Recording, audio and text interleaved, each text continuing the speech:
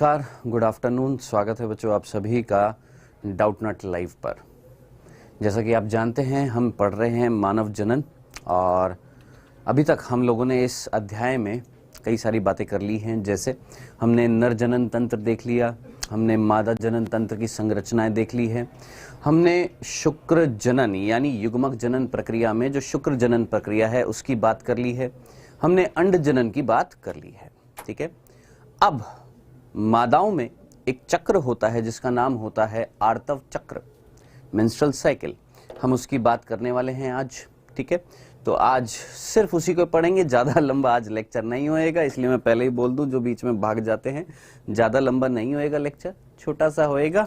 ठीक है, और आगे क्विज का पहला प्रश्न सोच समझ कर करिएगा, जल्दबाजी मत करिएगा। ठीक है, हसन खान वालेकुम अस्सलाम। सोच समझ कर करिएगा, जल्दबाजी बिल्कुल मत करिएगा। सिंपल से 2 प्रश्न आएंगे, आराम से 30 सेकंड्स का समय मिलता है, 30 सेकंड का, आराम से करिएगा। पहला, मानव मादाओं में अर्धसूत्री द्वितीय किसके पूर्ण हो जाने से ही होता है? यानी वो जो अर्धसूत्री द्वितीय जो विभाजन जो रुका हुआ था वो कब पूर्ण हो जाता है? यौवन आरंभ पर, निषेचन पर, गर्भाशय में अंत्यस्थापन पर या जन्म पर? सोच समझ कर लगाइएगा। अर्धसूत्री द्वितीय कब हुआ था पूरा?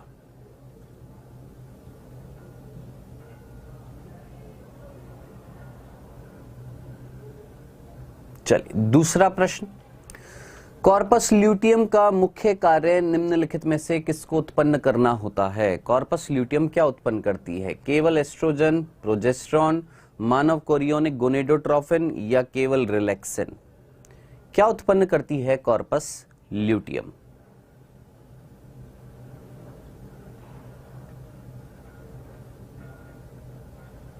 वेरी गुड सुमन पनिका, वेरी गुड।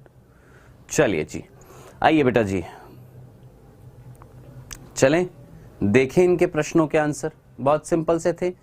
हाँ जी, बिल्कुल सभी बच्चों ने बिल्कुल करेक्ट लगाए हैं, बिल्कुल सही लगाए हैं। देखिए, पहला जो प्रश्न था वो थोड़ा सा कॉम्प्लिकेटेड हो सकता है, आप में से कईयों ने शायद इसमें गलती करी हो, लेकिन अगर आपने कल का लेक्चर लिया है, कल के लेक्चर में मैंने आपको बताया था कि कहीं ना कहीं जब अंडोत्सर्ग होता है तो द्वितीय अंडक निकलता है अंडाशय से बाहर, और वो जो द्वितीय अंडक जो होता है उसमें अर्धसूत्री सेकंड रुक जाता है। कहां पर? मेटाफेज सेकंड में, याद करिए। और मैंने आपको बताया था जब ये द्वितीय अंडक फैलोपियन नलिका में आता है, शुक्राणु इसको भेदता है, भेदन करता है, यानी निषेचन जब होता है उस समय टच जब मिलता है तो कहीं ना कहीं अर्धसूत्री सेकंड पूरा हो जाता है। तो प्रश्न यही तो था, अर्धसूत्री सेकंड पूरा कब होएगा? जब जन्म होएगा? नहीं। जब गर्भाशय में अंत्यस्थापन होएगा, अंत्यरोपण होएगा? नहीं। यौवन आरंभ होएगा? नहीं। पर्टिकुलरली शुक्राणु जब आएगा, क्या करेगा? निषेचन करेगा, उस समय अर्धसूत्री सेकंड कंप्लीट हो जाता है। यह था प्रश्न। बताएं, इसमें कई बच्चों ने गलती करी थी। ठीक है, तो ये इसका आंसर था। दूसरा प्रश्न, कॉर्पस ल्यूटियम जो थी वो क्या स्त्रावित कर रही थी? आप अच्छे तरीके से जानते हैं कॉर्पस ल्यूटियम जिसमें पीले रंग के ल्यूटीन वर्णक मिल रहे थे, है ना? कहीं ना कहीं ये कॉर्पस ल्यूटियम को प्रेरित कर रहा था। कौन? एलएच। एलएच प्रेरित करता है और कॉर्पस ल्यूटियम क्या निकालती है मेरे भाई? प्रोजेस्टेरॉन। सिंपल सा आंसर था ये, सिंपल सा ये प्रश्न था। हाँ, इस प्रश्न में मैं मान सकता हूं कईयों ने गड़बड़ी करी होगी, लेकिन इस प्रश्न का आंसर सभी ने सही लगाया है। क्या? प्रोजेस्टेरॉन। ठीक है, तो ये थे बेटा जी आज के सिंपल से सरल से क्विज। कई बच्चों ने बोला सर थोड़ा सा टफ लाया करें। देखिए, ये वाला जो प्रश्न था ये थोड़ा सा घुमाने लायक हो सकता था, इसलिए मैं इसको इजी तो नहीं बोलूंगा, बिल्कुल ऐसा एकदम इजी। हाँ, ये सिंपल सा था, हम अच्छे तरीके से जानते हैं कॉर्पस ल्यूटियम क्या निकालती है? प्रोजेस्टेरॉन। ठीक है, चलिए बेटा अब आगे चलते हैं। ठीक है विशाल, ठीक है, क्वेश्चन का स्तर ठीक था बेटा विशाल इंडिया। चले आगे। आइए बेटा, आज जो हम पढ़ने वाले हैं टॉपिक उसका नाम है क्या? आर्तव चक्र। कुछ इस तरीके से डायग्राम हमारी बुक में दिया हुआ है। किसका? आर्तव चक्र का। अब देखिएगा 12वीं कक्षा में इस अध्याय में मानव जनन में यही 2 ऐसे टॉपिक होते हैं। 2 कौन कौन सा? एक अंड जनन और एक आर्तव चक्र जो कॉम्प्लिकेटेड है, समझ में नहीं आते।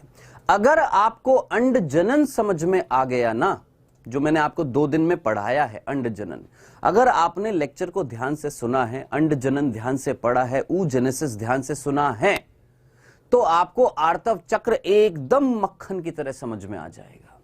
लेकिन अगर आपने अंड जनन ही नहीं पढ़ा, ध्यान से नहीं सुना, तो यह आर्तव चक्र समझने में थोड़ी सी कठिनाई हो सकती है। ठीक है, आइए बेटा जी आगे चलते हैं।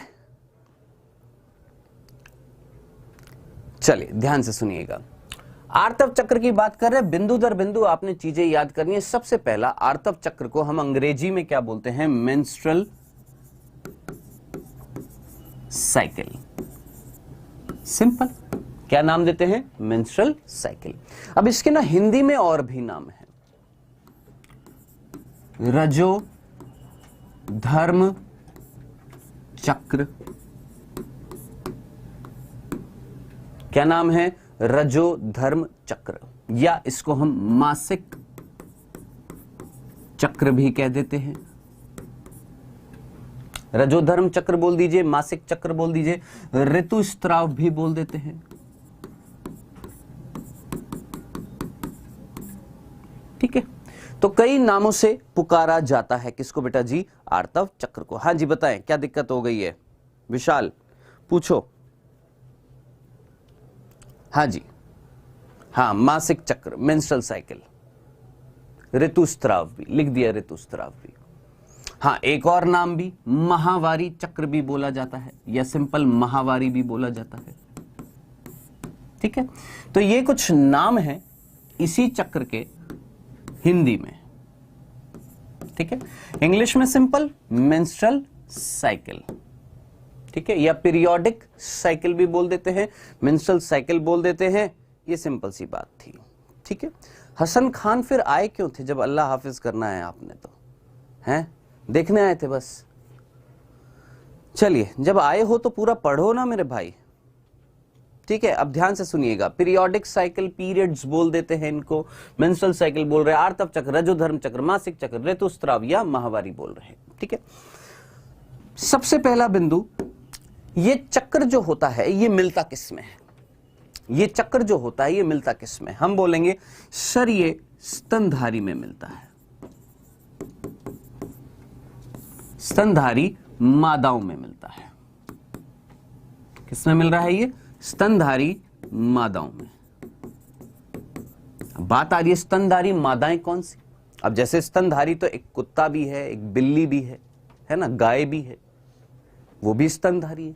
तो स्तनधारी भी 2 प्रकार के होते हैं, एक होते हैं प्राइमेट और एक होते हैं नॉन प्राइमेट। तो पर्टिकुलरली स्तनधारी मादाएं कौन सी? प्राइमेट। प्राइमेट जो होते हैं, जिसके अंतर्गत कौन आते हैं बेटा जी आपके प्राइमेट्स के अंतर्गत? मनुष्य, बंदर और कपी। याद रखना, इनको हम किसके अंतर्गत रखते हैं? प्राइमेट्स के अंतर्गत रखते हैं, जिनमें कपाल का आकार बड़ा होता है। ये कपाल, क्रेनियल कैपेसिटी क्या होती है? बड़ी होती है। उनको हम क्या बोल रहे हैं? प्राइमेट्स। और जिनमें मादाओं में क्या मिलता है? एक चक्र मिल रहा है, एक लैंगिक चक्र मिल रहा है। किनमें? इनमें मिलता है, जिसको हम क्या बोलते हैं? आर्तव चक्र। तो मेरे ख्याल से आप में से कई बच्चे इस चक्र को बहुत अच्छे से जानते हैं। इट्स ओके, रिवाइज ही तो कर रहे हैं। लेकिन जो चीजें नहीं जानते उनको घोट कर पी जाना। क्या कि ये नाम समझ में आ गए? ये नाम है किसके? आर्तव चक्र के। हिंदी में, इंग्लिश में मेंस्ट्रुअल साइकिल, पीरियोडिक साइकिल। किस में मिल रहा है? सर फीमेल्स में मिल रहा है। कौन सी फीमेल्स में मिल रहा है? मैमल्स में मिल रहा है। मैमल्स यानी स्तनधारियों में मिल रहा है, जिनमें स्तन ग्रंथियां होती हैं। क्या सभी स्तनधारियों में मिलता है? नहीं, पर्टिकुलरली किस में मिलता है? कौन से स्तनधारियों में मिलता है? प्राइमेट्स में मिलता है। प्राइमेट्स कौन होते हैं? जिनके खोपड़ी का आकार क्या होता है? बड़ा होता है। क्रेनियल क्षमता क्या होती है? ज्यादा होती है, जैसे मनुष्य, हम, जैसे बंदर और कपी। अब आप बोलेंगे सर कपी मतलब एप्स, हिंदी में बोलते, इंग्लिश में बोलते हैं एप्स। जैसे गोरिल्ला, चिंपैंजी, ओरेंगुटान, गिबॉन, ये सारे क्या कहलाते हैं? आपके कपी कहलाते हैं। तो ये सारी चीजें आपने याद रखनी है। ये पहला बिंदु था, सीधा सीधा। ठीक है, दूसरा बिंदु, ये चक्र चालू कब होता है? अब हम पर्टिकुलरली किसकी बात कर रहे हैं? मनुष्यों की। हमें किसकी बात करनी है? मनुष्यों की। ये चक्र जो है मनुष्यों में कब स्टार्ट होता है, और जब स्टार्ट होता है तो क्या बोला जाता है? तो दूसरा बिंदु में भाई, ये चक्र मनुष्यों की अगर बात करते हैं तो एक लड़की या एक मादा मनुष्य जब लगभग 12 से 13 वर्ष की होती है, ठीक है, तो आर्तव चक्र स्टार्ट होता है, प्रारंभ होता है। क्या स्टार्ट होता है? आर्तव चक्र प्रारंभ होता है। और जब ये प्रारंभ होता है तो सबसे पहला आर्तव जो होता है, सर्वप्रथम मेंस्ट्रुएशन जो होता है, सर्वप्रथम आर्तव जब होता है तो उसे क्या बोला जाता है? रजो दर्शन। याद रखना, भूल मत जाइएगा, उसे हम क्या बोलते हैं? फर्स्ट मेंस्ट्रुएशन जब फीमेल में होता है, सबसे पहली बार आर्तव चक्र जब प्रारंभ होता है, सर्वप्रथम आर्तव जब होता है, या सर्वप्रथम मैं बोलूंगा रजोस्त्राव जब होता है,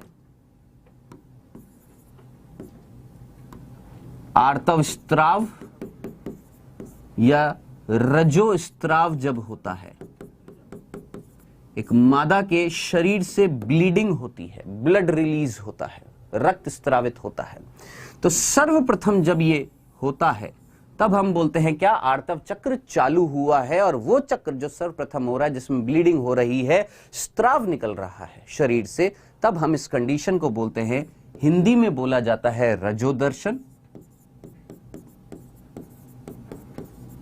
और इंग्लिश में बोला जाता है मिनार्च।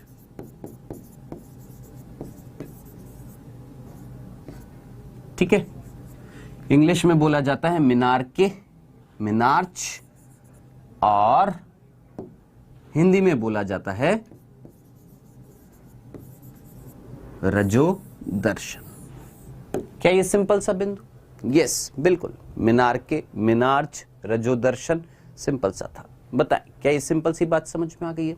चले आगे, कोई कंफ्यूजन तो नहीं था? अब ध्यान से सुनिएगा, अब क्या होएगा इसमें? ये सिंपल से दो बिंदु थे, रजो स्तनधारी मादाओं में हो रहा है, इनमें हो रहा है। जब स्टार्ट होएगा तो कहीं ना कहीं शरीर से ब्लीडिंग होएगी, और जब वो सर्वप्रथम ब्लीडिंग होती है यानी लैंगिक चक्र चालू हो गया, जो सबसे पहला लैंगिक चक्र है यानी रजो धर्म चक्र स्टार्ट हो गया, उसने दर्शन दे दिए हैं किसमें? एक फीमेल में, इसलिए क्या बोला? रजो दर्शन।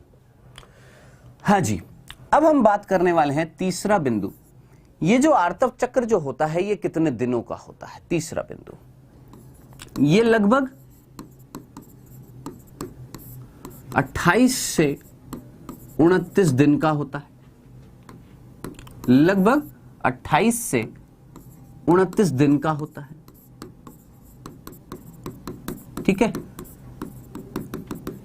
जो कभी कभी और भी कम हो जाता है और भी ज्यादा हो जाता है। एवरेज, औसत जो है वो हम देखते हैं तो 28 से 29 दिन का होता है। इसीलिए इसको क्या बोला? लगभग मंथली हो गया, एक मंथ हो गया, है ना? इसलिए हम इसको क्या बोल रहे हैं? मासिक चक्र भी बोल देते हैं। मंथली होता है, एक मंथ में हो जाता है, इसलिए हम इसको क्या बोल रहे हैं? एक मासिक चक्र भी बोल देते हैं।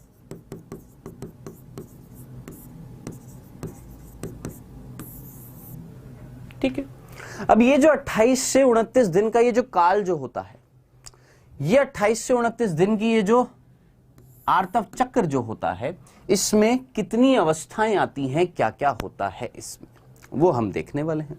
ठीक है, तो हमने बोला कि ये जो 28 दिन का, मान लेते हैं 28 दिन का एक फीमेल है जिसमें 28 दिन का ये आर्तव चक्र हो रहा है।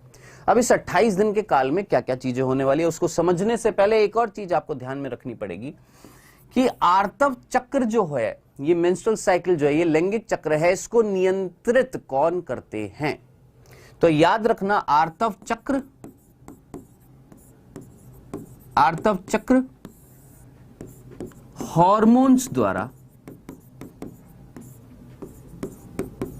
नियंत्रित होता है।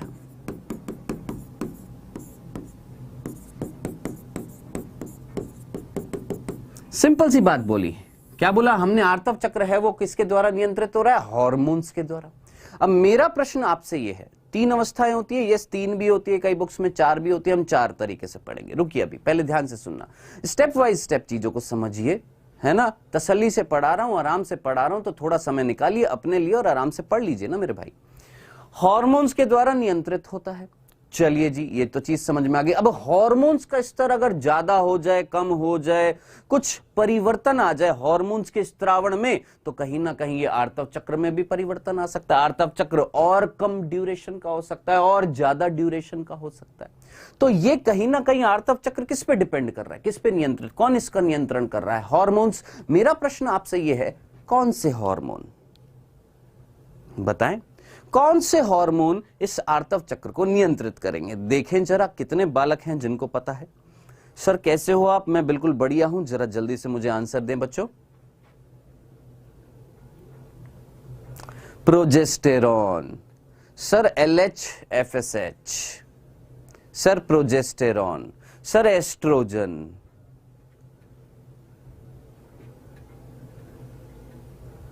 हाँ जी, और कोई? LH FSH, I don't know, ठीक है ये भी सही है। तो ध्यान से सुनना, यहां पर जो हार्मोन्स मुख्य रूप से नियंत्रण करते हैं, ठीक है, वो कौन से होते हैं? एक होते हैं पीयूष ग्रंथि के हार्मोन, पीयूष ग्रंथि द्वारा निकाले गए हार्मोन कौन से? LH और FSH। ये दोनों भी सम्मिलित है इस आर्तव चक्र के नियंत्रण में, और इनसे कहीं ना कहीं क्या उत्पन्न हो रहे हैं, जरा सोचिए। अंडाशयी हार्मोन, अंडाशयी हार्मोन, अंडाशय से निकलने वाले हार्मोन। अब जरा सोचिए, अंडाशय में कहीं ना कहीं, याद करिए कल के लेक्चर में मैंने आपको बताया था, ग्राफियन पुट्टिका में कोई थीका इंटरना थी, क्या निकाल रही थी? याद करिए, एस्ट्रोजन।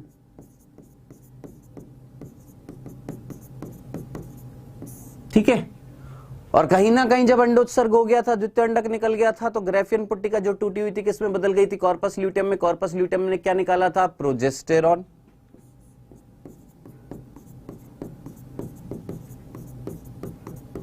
तो है ना, हमारी कहीं ना कहीं बुक्स में लिखा होता है क्या, कि ये जो आर्तव चक्र है ना, इसको ये हार्मोन नियंत्रित करते हैं। अरे बाबू, इनको निकलवाने के लिए तो ये भी तो जिम्मेदार हैं। तो कहीं ना कहीं सम्मिलित रूप से ये चारों हार्मोन उत्तरदायी होते हैं किसको नियंत्रित करने के लिए? आर्तव चक्र को। ठीक है, तो जरा ध्यान से सुनिएगा बाबूजी, जरा गौर से मेरी बात को सुनिएगा। ये सारे हार्मोन जो यहां पर लिखे हुए हैं, LH भी, FSH भी, प्रोजेस्टेरॉन भी, एस्ट्रोजन भी, ये कहीं ना कहीं सम्मिलित रूप से मिलकर कार्य कर रहे हैं और इस आर्तव चक्र को नियंत्रित कर रहे हैं। सर मंकी में कैसे होता है? जैसे मनुष्य में होता है ऐसे मंकी में होता है मेरे भाई, कोई अलग थोड़ी ना है।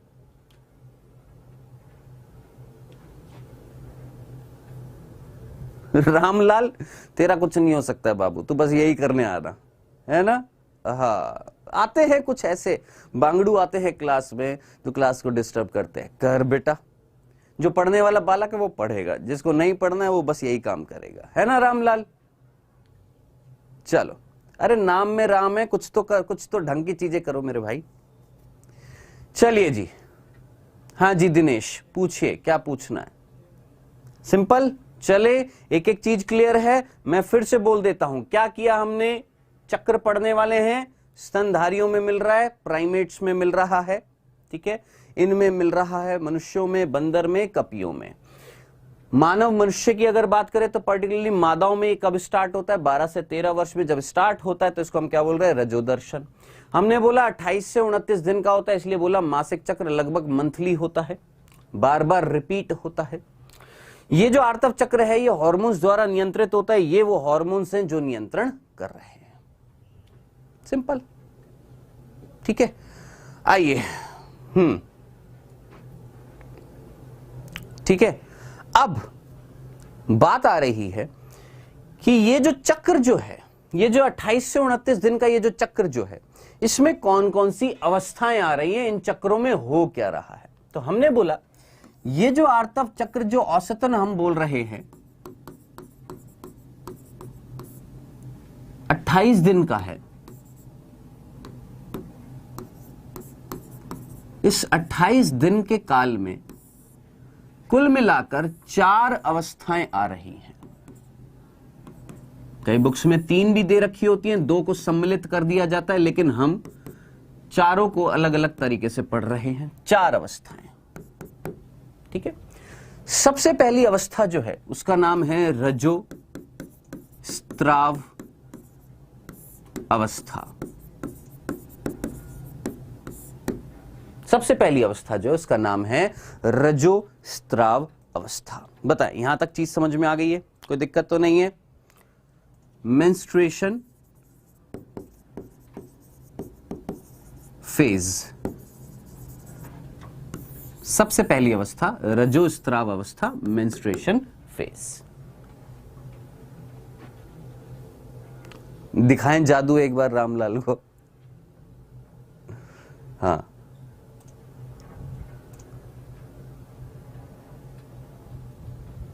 चलिए दूसरी जो अवस्था है, ध्यान से सुनना।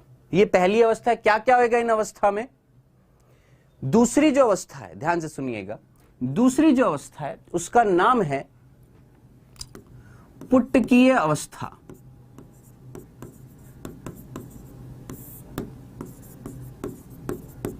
पुटकीय अवस्था, ठीक है, या इसको हम पुटक अवस्था भी बोल देते हैं कई जगह। पुटक अवस्था, पुटकीय अवस्था, निर्माणकारी अवस्था।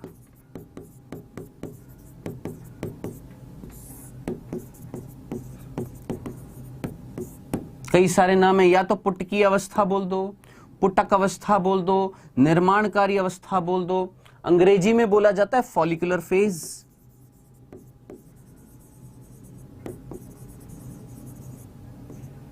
ठीक है, या प्रोलिफरेटिव फेज।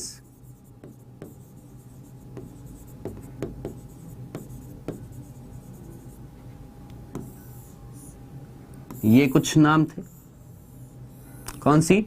दूसरी अवस्था के, ठीक है। सर मेंस्ट्रुअल साइकिल होती क्यों है? ये भी अच्छा क्वेश्चन है, अभी बता रहा हूं। पहले एक बार अवस्थाओं के नाम लिख दूं, फिर बता रहा हूं क्यों होती है। नेक्स्ट, ये तो दूसरी अवस्था का नाम। अब तीसरी अवस्था, तीसरी अवस्था को हम बोलते हैं अंडोत्सर्ग अवस्था।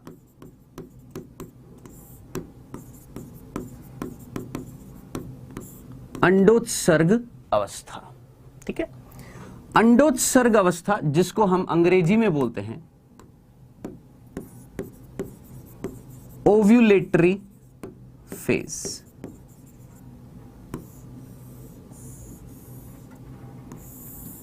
Ovulatory phase. और आखिरी जो होती है, आखिरी जो लास्ट फेज जो है, आखिरी जो अवस्था होती है, इसको हम बोलते हैं पित्तपिंड अवस्था। पित्तपिंड अवस्था, ठीक है। इसको हमने क्या नाम दिया है? पित्तपिंड अवस्था या स्त्रावी अवस्था, ठीक है। अंग्रेजी में क्या बोलते हैं इसको? Luteal phase. नीचे अगर लाल पट्टी आ रही है तो 1 मिनट के लिए हटा देते हैं। ल्यूटियल फेज, या अंग्रेजी में एक और नाम सिक्रीटरी फेज।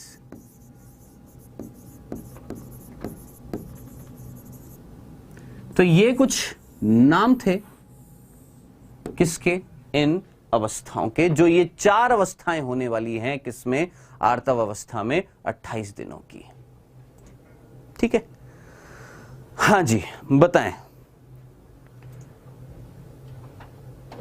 बताएं किसको क्या दिक्कत है? बोलिए, क्या परेशानी है? कहां पेट में आग लगी पड़ी है? बताएं।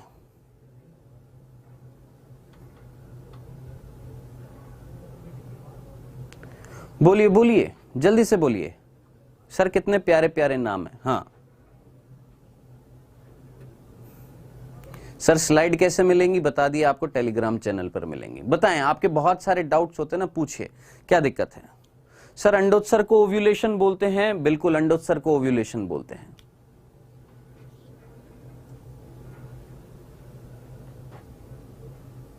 बहुत कम मार्क्स चाहिए अतुल डावर।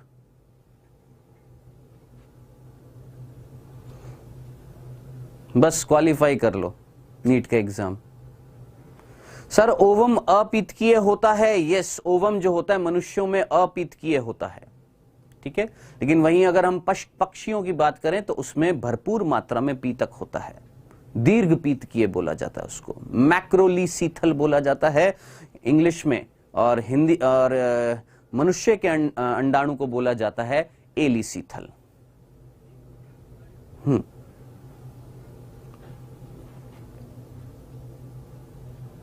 यही पूछना डीएनए का पीएच कितना होता है। जी, अब आप में से कईयों ने पूछा सर ये आर्तव चक्र होता क्यों है? देखो मेरे भाई, सबसे पहला कारण, आर्तव चक्र एक लैंगिक चक्र है। हाँ जी, आर्तव चक्र होएगा तभी तो, जरा सोचो, आर्तव चक्र होएगा तभी तो कहीं ना कहीं इस आर्तव चक्र में ये अवस्था होएगी, ये वाली अवस्था होएगी, तभी तो ग्राफियन पुट्टिका का निर्माण होएगा। दिमाग लगाओ, क्या बोला? जिन्होंने कल के या परसों का लेक्चर लिया अंड जनन वाला, है ना, उनको अच्छे से समझ में आएगा क्या आर्तव चक्र में ये जो अवस्था है ना, ये अवस्था, इस अवस्था को जरा गौर से पढ़ो। क्या लिखा हुआ है? पुटकीय अवस्था या पुटक अवस्था। सोचिए, इस अवस्था में पुटक पुटक वर्ड आ रहा है, कहीं ना कहीं प्राथमिक पुट्टिका से आपने ग्राफियन पुट्टिका बनाई थी ना, वो इसी अवस्था में बनेगी। अब इमेजिन करो, अगर ये चक्र नहीं होएगा तो ग्राफियन पुट्टिका नहीं बनेगी, ग्राफियन पुट्टिका नहीं बनेगी तो एस्ट्रोजन नहीं निकलेगा, एस्ट्रोजन नहीं निकलेगा मेरे भाई, तो जरा सोच समझकर मुझे बताएं, कॉर्पस ल्यूटियम नहीं बनेगी, आगे ग्राफियन पॉलिकल नहीं टूटेगी, ग्राफियन पुट्टिका नहीं टूटेगी, अंडोत्सर्जन नहीं होएगा, अंडोत्सर्जन नहीं होएगा तो कहीं ना कहीं कॉर्पस ल्यूटियम नहीं बनेगी, कॉर्पस ल्यूटियम नहीं बनेगी तो मेरे भाई प्रोजेस्टेरोन नहीं निकलेगा।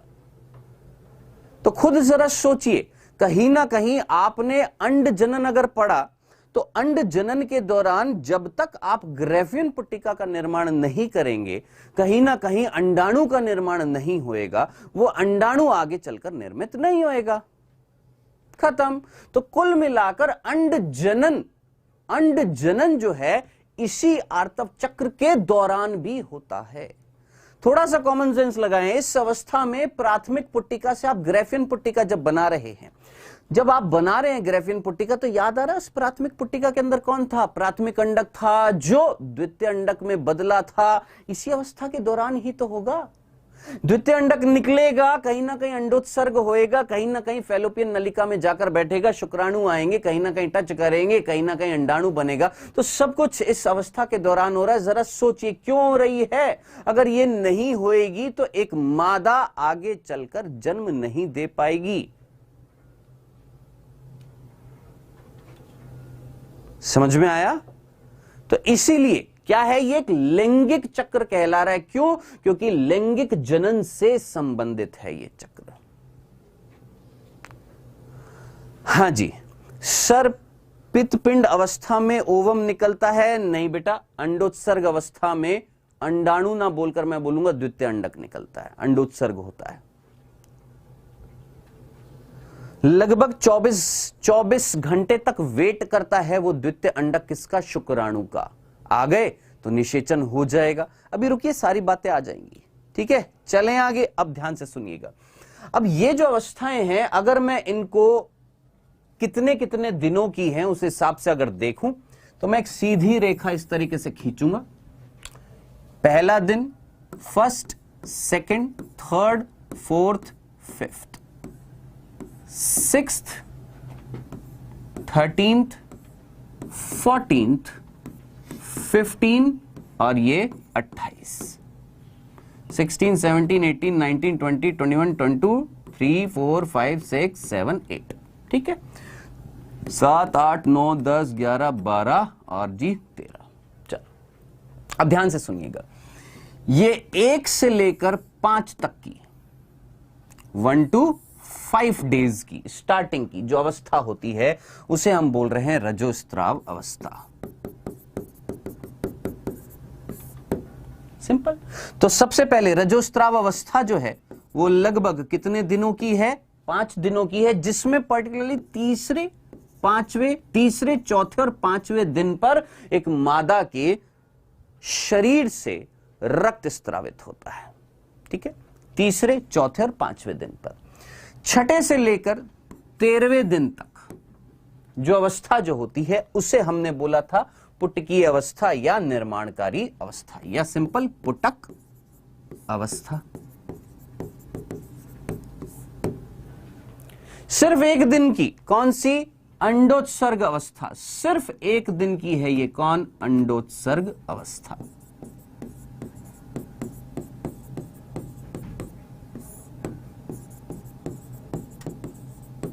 सिर्फ एक दिन की है क्या? अंडोत्सर्ग अवस्था। ठीक है, 15 से लेकर 28 तक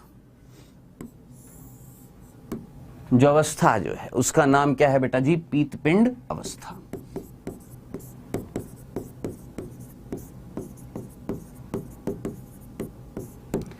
तो हमने अभी तक क्या देखा? सिंपल सी बात देखी कि भैया आर्तव चक्र 28 दिनों का, 28 से 29 दिन का है, जिसमें 4 अवस्थाएं हैं। अब कई बुक्स में ना 3 अवस्थाएं बोल रखी हैं। कैसे? ये दोनों अवस्थाओं को मर्ज कर दिया है, मिलाकर बता दिया है इन दोनों अवस्थाओं को। ठीक है, लेकिन हमने चारों को अलग अलग तरीके से देख रहे हैं। सबसे पहले ये जो लगभग 5 दिनों की है, ये जो लगभग कितने दिनों की हो गई है, जरा सोच समझकर मुझे बताइएगा। यहां पर 6 से लेकर 13, 1 2 3 4 5 6 7 8 दिनों की हो गई है। ये 1 दिन की है और ये लगभग 13 दिन की है। खत्म। तो आपसे कई बार दिन भी पूछ लिए जाते हैं, लगभग कितने दिनों की होती है, तो आप बता सकते हैं रजोस्त्राव 5 दिन की, ये लगभग 8 दिन की। ठीक है, या 7 दिन की बोल सकते हैं, 7 से 8 दिनों की। ये 1 दिन की और ये लगभग 13 दिनों की। अब मैं आपसे एक सिंपल सी बात पूछता हूं, जरा सोच समझकर मुझे बताइएगा। 8 ही कर देते हैं, ज्यादा बेहतर होएगा।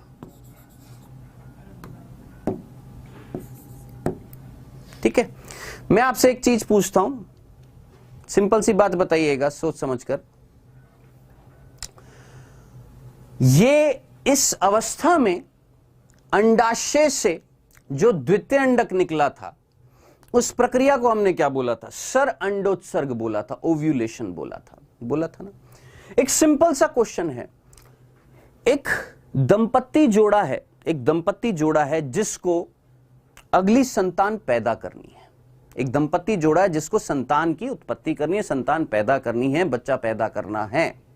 तो आपके हिसाब से मिथुन प्रक्रिया या वीर्यसेचन, सबसे ज्यादा चांसेस जो हैं निषेचन के, इनमें से कौन से दिनों में होंगे? एक आर्तव चक्र के लगभग कौन से दिन पर सबसे ज्यादा चांसेस होंगे निषेचन के?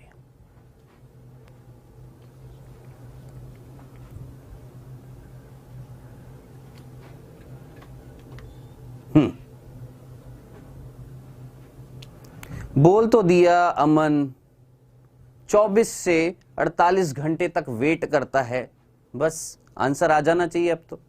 अब खुद जरा सोचिए, इस दिन क्या हो रहा है? अंडोत्सर्ग हो रहा है, द्वितीय अंडक निकल रहा है, द्वितीय अंडक निकलेगा, वेट कर रहा है किसका? शुक्राणु का। अभी अभी बोला 24 से 48 घंटों तक वेट कर रहा है। आएंगे शुक्राणु तो क्या कर देंगे? निषेचन कर देंगे। तो ज्यादा से ज्यादा चांसेस जो हैं निषेचन के, वो कब होंगे? 14th 15th को। ज्यादा से ज्यादा चांसेस जो होंगे वो कब होंगे? 14-15। या हम इसको ऐसे भी बोल सकते हैं, जो आर्तव चक्र होता है उसका मध्य दिन जो होता है, आर्तव चक्र जो होता है उसका जो मध्य दिन जो होता है, अब जरा सोचिए 28 दिनों का मध्य दिन क्या था? 14th डे था ना। तो मध्य दिन या उससे आगे पीछे 1-2 दिन ज्यादा से ज्यादा चांसेस होते हैं किसके? निषेचन के। सिंपल सी बात थी, खत्म। इतनी सी बात थी। मेरे ख्याल से आप सभी ने आंसर भी बिल्कुल बढ़िया दे दिया है, बहुत ही बढ़िया। अब फाइनली हम आ जाते हैं और इन अवस्थाओं की बात कर लेते हैं। इन अवस्थाओं में हो क्या रहा है जल्दी से। सबसे पहले बात करते हैं किसकी बेटा जी? रजोस्त्राव अवस्था की। रजोस्त्राव अवस्था की, ठीक है। अब इसको पढ़ने से पहले, इसको आगे बढ़ने से पहले एक चीज को अगर आप समझ लेंगे ना तो ये आराम से चीज समझ में आ जाएगी। कौन सा? आर्तव चक्र। ध्यान से सुनना। एक मेरा घर है, जो बचपन में हम घर बनाते थे इस तरीके से, आई होप आप सभी को याद होगा। ठीक है जी, ये मेरा घर है जी। ठीक है, पहाड़ भी बना देते, चिड़िया पक्षी उड़ते हुए दिखा देते थे। चलिए जी, ये मेरा घर है। हाँ जी, अब जरा सोचे इस घर का निर्माण, घर का निर्माण किसने किया? इस घर की दीवारों का निर्माण किसने किया? जल्दी से मुझे बताएं। आ गई बचपन की याद ताजा हो गई? ऐसे कुछ घर बनाते थे, पक्षी बना देते थे और पहाड़ बना देते थे, पहाड़ बनाते, झरना भी बीच में से निकाल देते थे। मुझे तो याद आ रहा है। जल्दी से मुझे बताएं फटाफट, यहां पर ये जो घर जो है इसका निर्माण, आज की डेट में आपके घर का निर्माण अगर करना है तो आपके घर का निर्माण कौन करेगा? घर कौन बनाएगा? क्या आप खुद बना लेंगे? ईंटें रख रख कर खुद बना लेंगे, या कोई और आएगा व्यक्ति जिसको हम मिस्त्री बोलते हैं, जो घर का निर्माण करता है, होता है ना? चलो जी, मिस्त्री। मिस्त्री मजदूर लगते हैं। हाँ जी, मिस्त्री मजदूर होते हैं जो घर का क्या करते हैं? निर्माण करते हैं। चलिए जी, ठीक है, मिस्त्री मजदूर कर देता हूं, ज्यादा बेहतर रहेगा। चलो जी, मिस्त्री मजदूर हैं जो घर का निर्माण कर रहे हैं। ठीक है, इन्होंने बहुत बढ़िया सा घर बना दिया। हाँ जी, घर बना दिया है। अब जरा सोचिए, जब घर बन जाएगा इस घर में कौन रहेगा?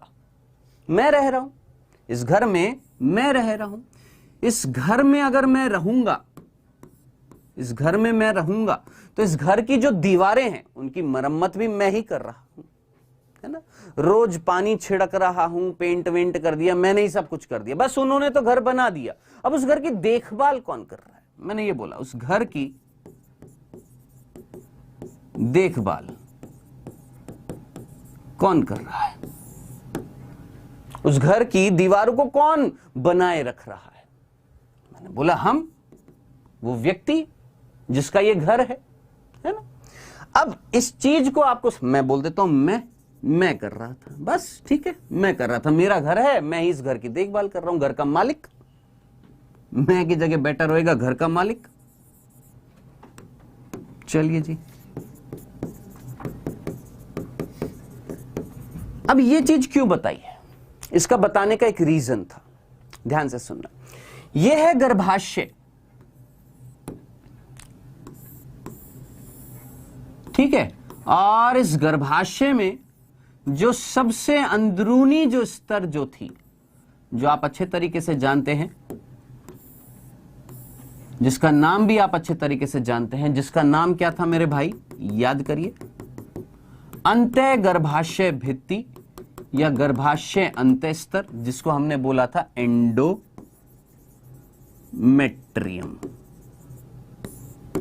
क्या नाम दिया था? एंडोमेट्रियम।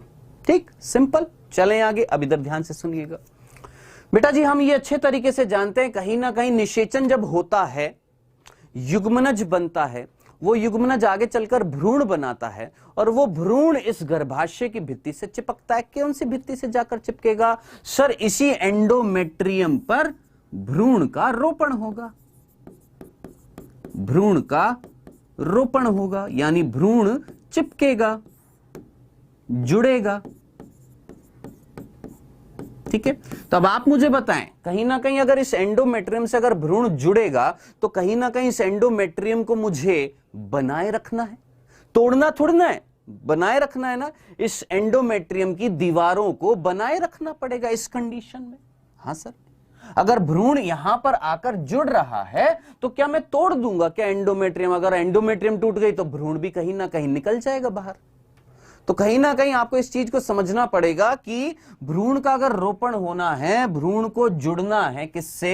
एंडोमेट्रियम से, तो इस कंडीशन में एंडोमेट्रियम बनी रहेगी। ठीक है सर, बनी रहेगी। हमें बनाए रखना, उसको मेंटेन करना, उसकी देखभाल करनी है। किसकी? एंडोमेट्रियम को बनाए रखना है। सिंपल। ठीक है, अब ये बनाए रखने का काम किसको? एंडोमेट्रियम को बनाए रखने का काम एक हार्मोन करता है जिसका नाम होता है प्रोजेस्टेरॉन। कौन सा हार्मोन? प्रोजेस्टेरॉन। किसको बनाए रखता है? एंडोमेट्रियम को बनाए रखता है। क्यों बनाए रखेगा? क्योंकि भैया भ्रूण का रोपण कराना है, भ्रूण आकर जुड़ेगा। सिंपल। अब जरा ध्यान से सुनना दूसरी कंडीशन, ध्यान से सुनिएगा दूसरी कंडीशन। बेटा जी आर्तव चक्र में यहां पर कौन आकर बैठा? सर जी द्वितीय अंडक। सुनिएगा, समझिएगा, है ना। यहां पर आर्तव चक्र में कौन आकर बैठा था सर? द्वितीय अंडक। किसका वेट कर रहा था? शुक्राणु का।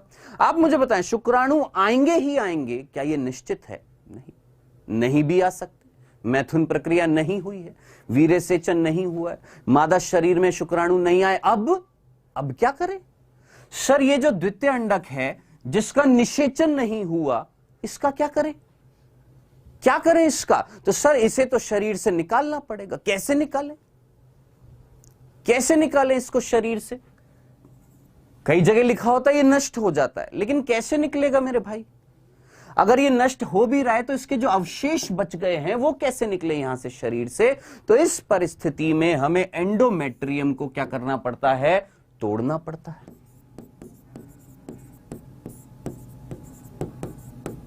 ठीक है, अब इधर ध्यान से सुनना। ये जो एंडोमेट्रियम, जो सबसे अंदर वाली जो स्तर होती है, ये बहुत ही ज्यादा संवहनीय होती है।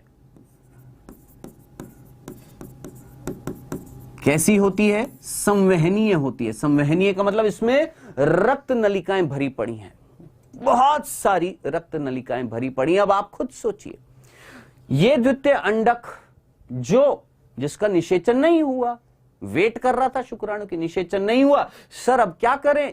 डीजनरेट होएगा, इसका ह्रास होएगा, अपघटन होएगा। इसके जो अवशेष हैं वो शरीर से कैसे निकलेंगे? तो क्या हुआ? शरीर की कार्यकी में कुछ ऐसा बदलाव हुआ कि एंडोमेट्रियम टूट गई। कैसे टूटी वो अभी हम देखेंगे। एंडोमेट्रियम टूट गई। ठीक है, अब एंडोमेट्रियम अगर टूटेगी, एंडोमेट्रियम जब टूटेगी तो ये जो अवशेष जो यहां पर आए थे, किसके? इस द्वितीय अंडक के। इस अवशेष यहां पर आए किसके? द्वितीय अंडक के। ये एंडोमेट्रियम टूटी तो इस एंडोमेट्रियम के ऊतक भी आए। किसके? एंडोमेट्रियम ऊतक। भाई खुद सोचिए ना, यहां पर ये कोशिकाएं जब टूटेंगी, ये एंडोमेट्रियम थी मेरे भाई,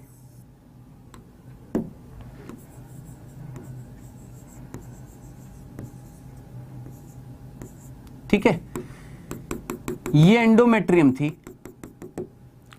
ठीक है, बनी हुई थी, बनाए रख रहा था कौन? प्रोजेस्टेरॉन। ठीक है, हमने बोला ये जो द्वितीय अंडक है वेट कर रहा था शुक्राणु की, शुक्राणु नहीं आया, निषेचन नहीं हुआ, तो ये क्या हो जाएगा? 24 से 48 घंटे बाद वेट करता है, जब नहीं आते हैं तो नष्ट हो जाता है। और जब नष्ट हो जाएगा तो इसके जो अवशेष हैं वो कहां जाएं? कहां जाएंगे? तो वो कहीं ना कहीं इस तरीके से गर्भाशय के पास आ रहे हैं, उनको पक्षमाभ खिसकाते खिसकाते यहां ले आए। ये अवशेष हैं किसके? उस द्वितीय अंडक के। कैसे बाहर निकलेंगे? तो कहीं ना कहीं एंडोमेट्रियम टूट गई। ये लो जी। अब एंडोमेट्रियम अगर टूट रही है तो बांगड़ू थोड़ा सा दिमाग लगा लो। इस तरीके से जब एंडोमेट्रियम टूटेगी इट मींस उसकी कोशिकाएं जो हैं उनके पास रक्त जो होती है ना, रक्त नलिकाएं, वो सिकुड़ जाती हैं। रक्त की आपूर्ति मतलब पूर्ति नहीं हो पाती है, आपूर्ति हो जाती है तो कहीं ना कहीं कोशिकाएं नष्ट हो जाती हैं। कोशिकाएं जब नष्ट हो जाती हैं तो हल्का फुल्का यहां पर ब्लड रिलीज हो रहा है। क्या आ रहा है? रक्त आ रहा है।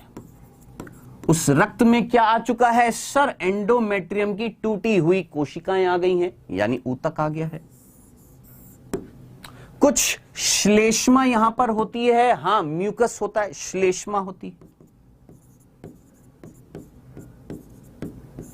और अनिषेचित द्वितीय अंड कोशिका के अवशेष। क्या बोला मैंने? अनिषेचित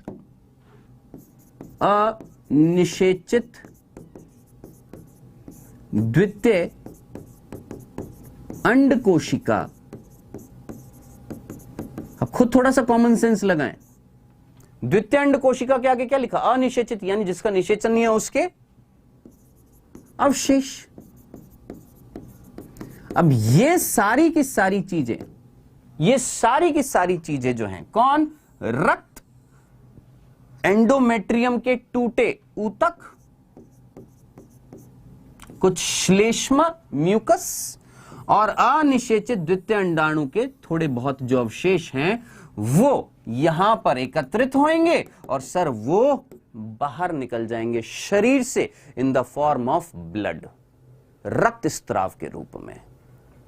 ये प्रक्रिया जो है, ये प्रक्रिया हो रही है किसमें मेरे भाई? रजोस्त्राव अवस्था में। तो आपको यह समझना पड़ेगा रजोस्त्राव अवस्था में कहीं ना कहीं क्या हो रहा था? स्त्राव निकल रहा था, मेंस्ट्रुएशन हो रहा था। ठीक है, जिस स्त्राव को, ये जो स्त्राव जो होता है इसको हम बोलते हैं मेंसेस। क्या बोलते हैं? मेंसेस या मेंस्ट्रुअल फ्लो या रक्त स्त्राव या आर्तव स्त्राव या रजोस्त्राव बोलते हैं, जिसमें ये सारी चीजें होती हैं जो शरीर से निकल जाती हैं। ठीक है, अब वापस से इस घर वाले कंसेप्ट पर आते हैं, देखिएगा, ध्यान से सुनिएगा। देखिए यहां पर दो कंडीशन थी जिनको वापस से बताना फिर से जरूरी होएगा, समझाना जरूरी होएगा। क्या? कि ये मान लो ये घर है। कौन है ये गर्भाशय? एक घर है। ठीक है, घर की जो भित्ति है, जो दीवार है, कौन? एंडोमेट्रियम है ना। इस घर की जो सबसे अंदर वाली जो भित्ति है वही सबसे इंपॉर्टेंट है। ये घर की मेन भित्ति है, दीवार है। ये दीवार बनाने का काम कौन करता है अभी बताऊंगा, लेकिन घर की इस दीवार को बनाए रखने का काम कौन करता है? प्रोजेस्टेरॉन। ये तो समझ में आ गया सर, इस एंडोमेट्रियम को बनाए रखने का काम कौन करता है? प्रोजेस्टेरॉन। बाबू जरा सोचिए, जब ये एंडोमेट्रियम टूट जाएगी तो दो कंडीशन थी मेरी, एंडोमेट्रियम को बनाए भी रखना है और तोड़ना भी था। जब आपने तोड़ दिया, तोड़ा क्यों? क्योंकि ये सारी चीजों को निकालना था। जब तोड़ दिया तो क्या वापस से नहीं बनाओगे क्या? जब तोड़ दिया तो क्या वापस से नहीं बनाओगे? सर जी फिर से बनाना पड़ेगा, और फिर से बनाने का काम यानी निर्माण करने का काम कौन करता है? एंडोमेट्रियम का। भूल मत जाना, ये जो घर की देखभाल कर रहा था वो कौन था? एक तरीके का कौन? प्रोजेस्टेरॉन। जो घर की दीवारों को बनाए रखेगा। और घर का निर्माण कौन कर रहा था? ये कौन कर रहा था? एस्ट्रोजन। क्या? फिर से सुनिएगा, ये गर्भाशय, या मैं बोलूंगा ये गर्भाशय, इस गर्भाशय में कहीं ना कहीं जब एंडोमेट्रियम टूट जाएगी तो उसको वापस से बनाने का काम कौन करेगा? यानी निर्माण कौन करेगा? एस्ट्रोजन। जब एस्ट्रोजन ने वापस से ये दीवारें बना दी तो बनाने के बाद इनको बनाए रखने का काम कौन करेगा?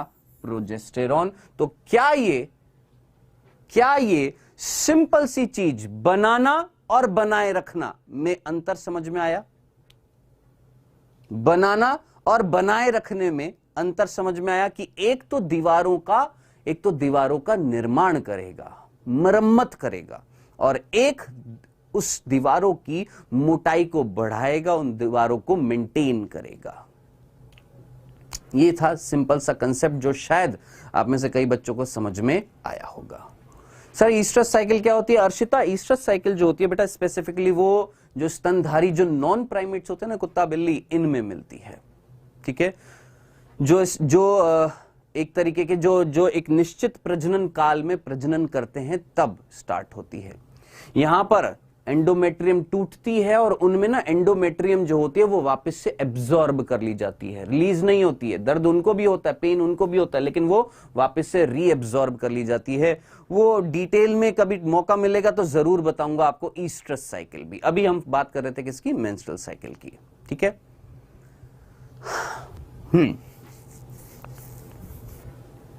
चलें आगे। कंफ्यूजन तो नहीं था? अरे भैया थक्का कारक नहीं होंगे तभी तो नहीं जम रहा ना। थक्का कारक नहीं होंगे, थक्का कारक होते तो जम जाता।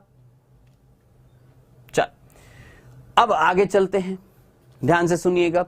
इतनी सी बात अगर समझ में आ गई है तो फटाफट इन अवस्थाओं को देख लेते हैं तुरंत जल्दी से। सबसे पहले रजोस्त्राव अवस्था, जिसमें क्या हो रहा है बेटा जी? फटाफट ध्यान से सुनिएगा, आराम से समझिएगा और सोच समझकर मुझे बताइएगा सीधा सीधा।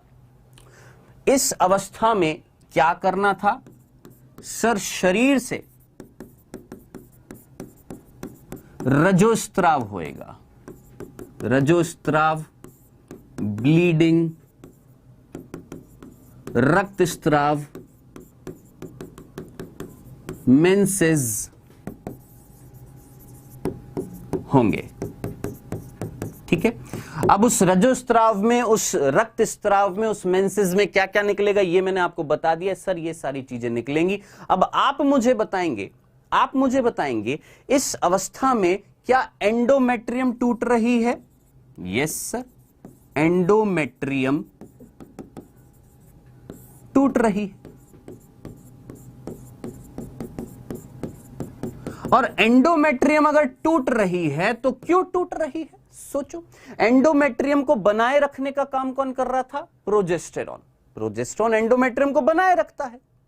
मैं अपने घर की देखभाल कर रहा हूं, इमेजिन करना, मैं अपने घर की देखभाल कर रहा हूं, घर का मालिक अपने घर की देखभाल कर रहा है। जब घर का मालिक ही खत्म हो गया तो क्या ये घर खंडर बन जाएगा, खत्म हो जाएगा या नहीं हो जाएगा? हो जाएगा ना। यानी अगर प्रोजेस्टेरॉन नहीं रहा, घर का मालिक नहीं रहा, तो घर की देखभाल नहीं होगी, घर की मरम्मत नहीं हो पाएगी, तो कहीं ना कहीं ये घर खंडर बन जाएगा, जीर्ण हो जाएगा, नष्ट हो जाएगा। तो सीधी सी बात है, एंडोमेट्रियम टूट रही है। क्यों टूट रही है? क्योंकि प्रभु, याद रखना, प्रोजेस्टेरॉन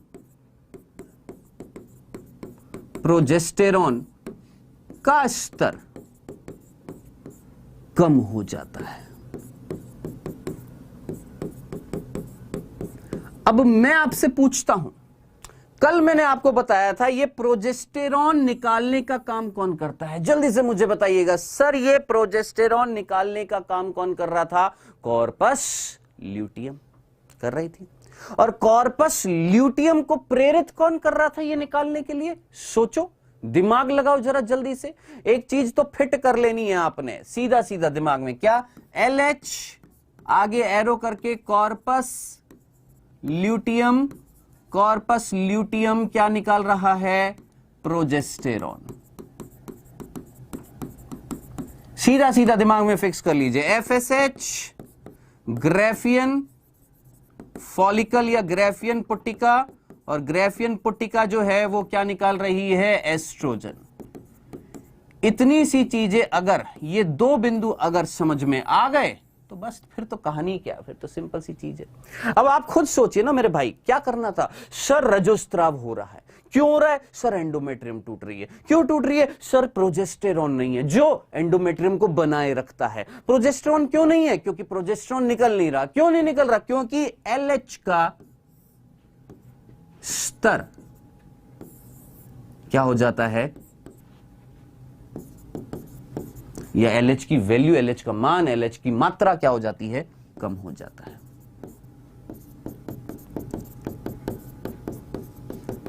क्या आपको ये पहली अवस्था क्लियर है? हां जी सर, जल्दी करो, धूप लेनी है, विटामिन डी। बेटा बंद कर दो, आप जाओ जाओ विटामिन डी ले लो। आपको पढ़ा रहा हूं हैं, अब मैं आपको क्या ही बताऊं, छोड़ो, रहने दो। अभी मैंने करीबन 6 से 7 दिन पहले मैंने भी ना अपना ब्लड टेस्ट कराया, पूरे बॉडी का चेकअप कराया।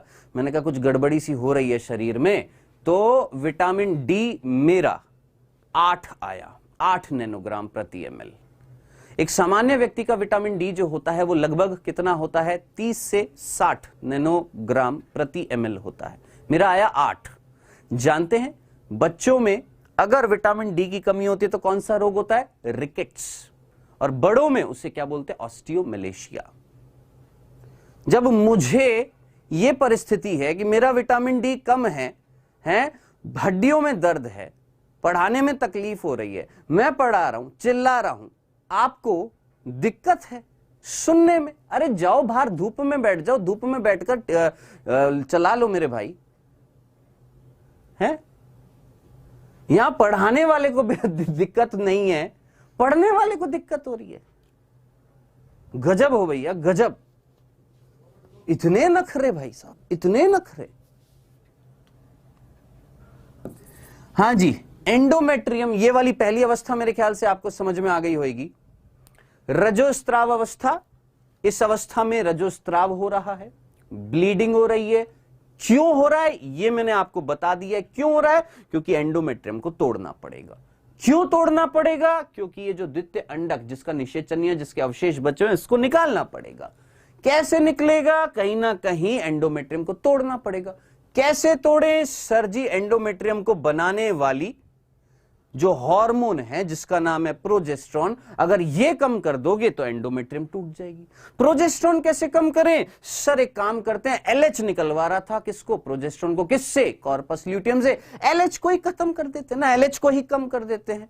तो इसको चाहे ऐसे तरीके से समझ लो, उल्टा कान पकड़कर समझ लो, सीधा कान पकड़कर समझ लो, जैसे भी समझ लो, चाहे ऐसे समझ लो चाहे ऐसे समझ लो। सर हमने एलएच का स्तर कम कर दिया, एलएच का स्तर कम हो गया तो कॉर्पस ल्यूटियम क्या नहीं निकालेगी सर? प्रोजेस्टेरॉन नहीं निकलेगी। सर प्रोजेस्टेरॉन नहीं निकलेगा तो सीधी सी बात है एंडोमेट्रियम क्या हो जाएगी? टूट जाएगी। एंडोमेट्रियम जब टूट जाएगी तो कहीं ना कहीं रक्त स्त्राव होएगा, उस रक्त स्त्राव में ये सारी चीजें निकल आएंगी। क्यों निकाला था? क्योंकि कहीं ना कहीं अवशेषों को निकालना था, खत्म। ये थी सिंपल सी बात। ये थी पहली अवस्था जिसका नाम था रजोस्त्राव अवस्था। आइए दूसरी अवस्था की तरफ पढ़ते हैं। दूसरी अवस्था, दूसरी जो अवस्था है उसका नाम था क्या? पुटक अवस्था। पुटक अवस्था, या जिसको हमने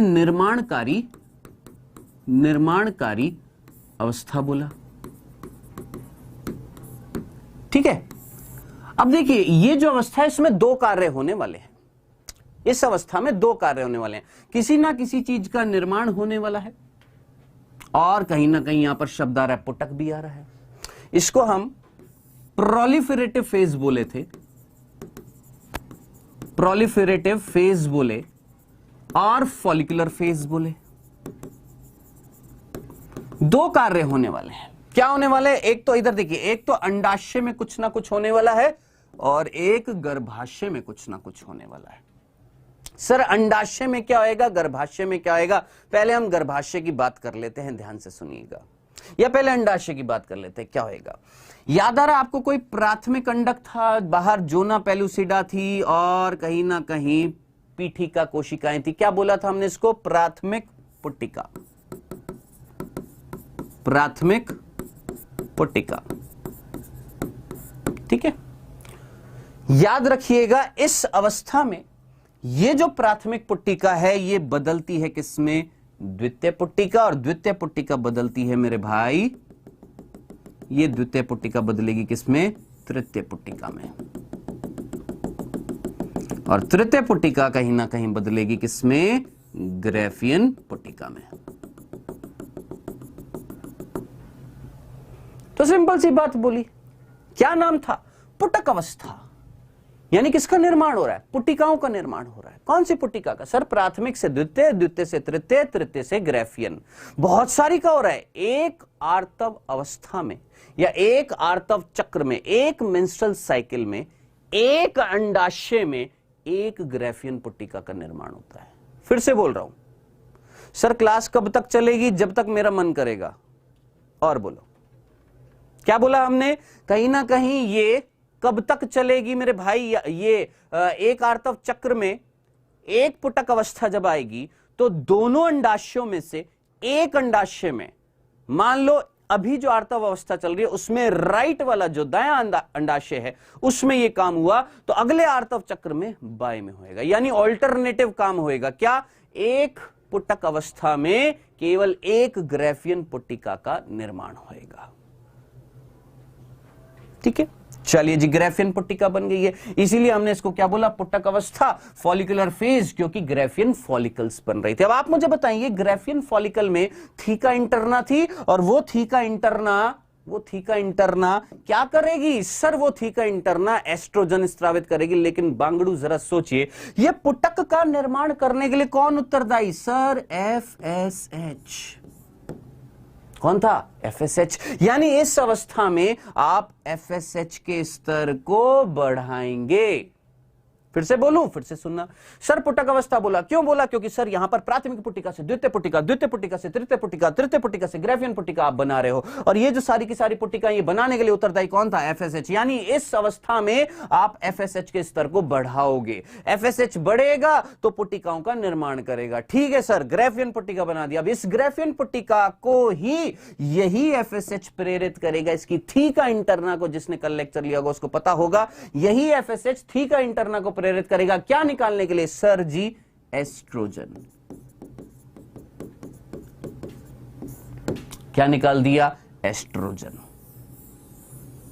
क्या निकाल दिया? एस्ट्रोजन। सर ये एस्ट्रोजन जो था ये मजदूर मिस्त्री था। सर ये एस्ट्रोजन जो था ये एक मजदूर और मिस्त्री की तरह कार्य कर रहा है। जरा सोचिए, अभी थोड़ी देर पहले बताया था, एस्ट्रोजन एक मजदूर मिस्त्री है जो निर्माण करेगा। अरे भैया किसका निर्माण करेगा मेरे भाई? सर यहां पर ना एंडोमेट्रियम टूट गई थी, इसको वापस से बनाएगा। ये लो जी। तो अब आप मुझे बताएं, इस अवस्था के दो नाम थे, क्या दोनों नाम फुलफिल हो रहे हैं? क्या दोनों नाम यहां पर अपनी बातों को बता रहे हैं? क्या बोला? पुटक अवस्था, ग्राफियन पुटिका बनाई। किसने बनाया? सर एफएसएच ने बनाया। यानी इस अवस्था में एफएसएच का स्तर बढ़ेगा। बिल्कुल बढ़ाया। एफएसएच का स्तर बढ़ा, उस एफएसएच ने एस्ट्रोजन भी निकलवा दिया, एस्ट्रोजन का स्तर भी बढ़ गया। सर ये एस्ट्रोजन क्या कर रहा है? सर ये एंडोमेट्रियम को बना रहा है। एंडोमेट्रियम जो इससे पिछली वाली अवस्था में टूट गई थी, क्यों टूटी थी बता दिया, लेकिन वापस से बनाना पड़ेगा। क्यों? काहे? किस लिए? जरा सोच समझकर मुझे बताएं, एंडोमेट्रियम किस लिए बनानी पड़ेगी? अरे बाबू अगली आर्तव अवस्था में फिर से कहीं ना कहीं द्वितीय अंडक निकलेगा। मान लो निषेचन हो गया, युग्मनज बन गया, भ्रूण बन जाएगा। वो भ्रूण किससे आकर चिपकेगा? एंडोमेट्रियम से। तो एंडोमेट्रियम को बनाना पड़ेगा ना। तो एंडोमेट्रियम को बनाने का काम किसने करा? एस्ट्रोजन ने। तो खुद जरा सोचिए, इस अवस्था में इस हार्मोन का स्तर बढ़ा, इस हार्मोन का स्तर बढ़ा, इस हार्मोन ने पुटकों का निर्माण करके ये बनवाया और इसने एंडोमेट्रियम बनवा दी। खत्म, खल्लास। ये लो।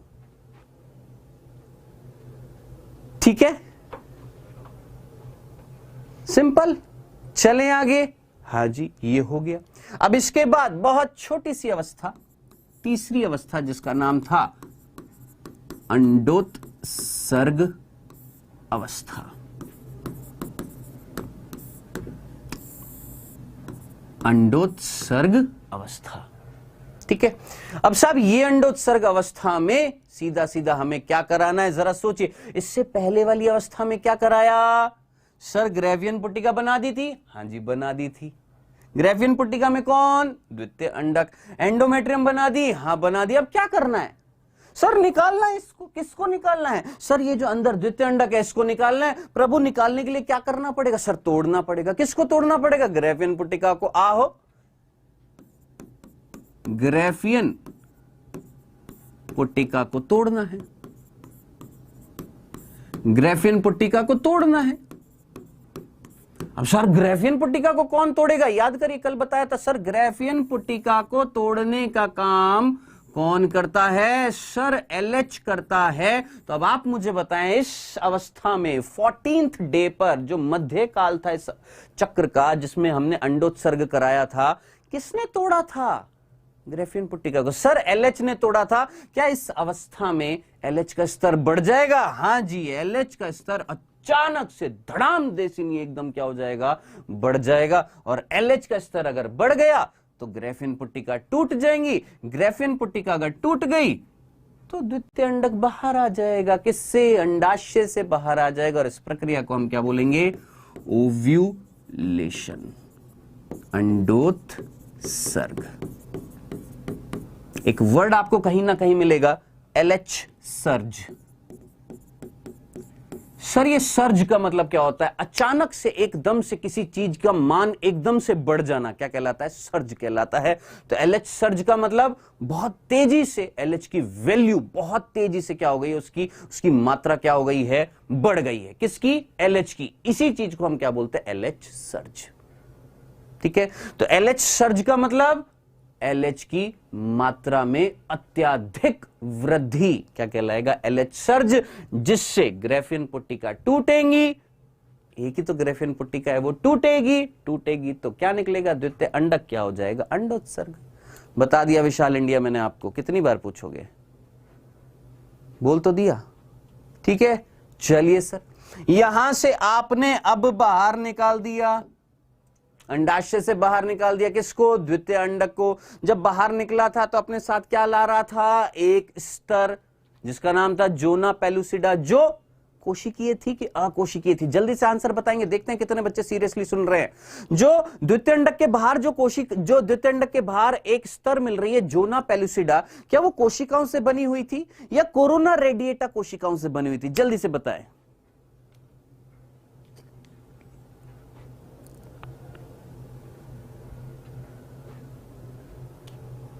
अकोशिकीय थी, ए सेल्यूलर थी। वेरी गुड, बहुत ही बढ़िया। विशाल, शिवाय, श्वेता निगम, कोरोना रेडिएटा कोशिकीय थी और जोना पेलुसिडा अकोशिकीय थी। ग्लाइकोप्रोटीन्स की बनी होती है, याद रख लेना। किससे बनी होती है? ग्लाइकोप्रोटीन्स की। और पता है यह भी तय करती है, क्या तय करती है? कि कहीं ना कहीं कई शुक्राणु आकर निषेचन ना कर दे, यानी एक शुक्राणु एक अंडाणु का निषेचन करेगा, ये तय करने में भी सहायता करती है। कौन? Zona pellucida. हाँ, कोरोना रेडिएटा आ जाती है। कुछ याद आ रहा? पीठिका कोशिकाएं कुछ आ गई थी, गलती से आ गई थी, एक स्तर बना दी थी, वो धीरे धीरे डीजनरेट हो जाती है, खत्म हो जाती है, लेकिन जोना पेलुसिडा बनी रहती है जब तक कि वो भ्रूण चिपक ना जाए, उससे पहले तक बनी रहती है। चल आगे चलते बेटा जी। यहां पर कुल मिलाकर अंडोत्सर्ग करा दिया। अब सब अंडोत्सर्ग कराने के बाद जरा सोचिए क्या निकला? सर जी द्वितीय अंडक निकल गया। कहां पर आकर बैठ गया? सर जी यहां पर फैलोपियन नलिका में आकर बैठ गया। फैलोपियन नलिका में आकर किसका वेट कर रहा है?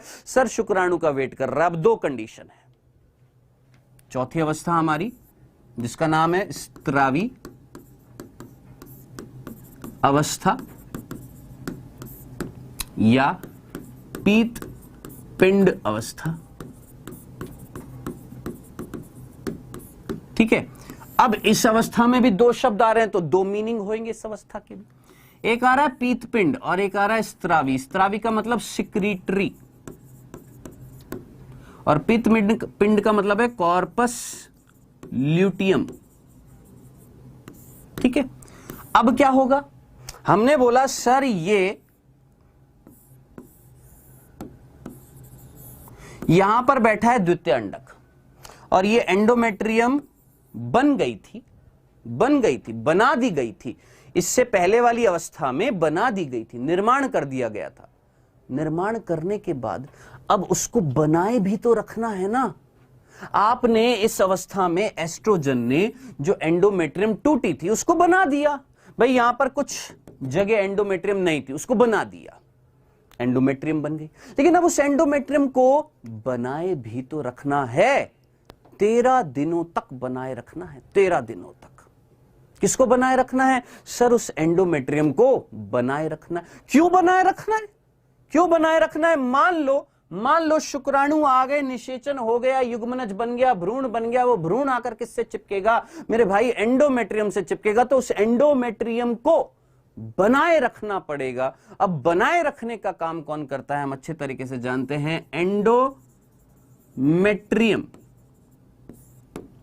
को बनाए रखने का,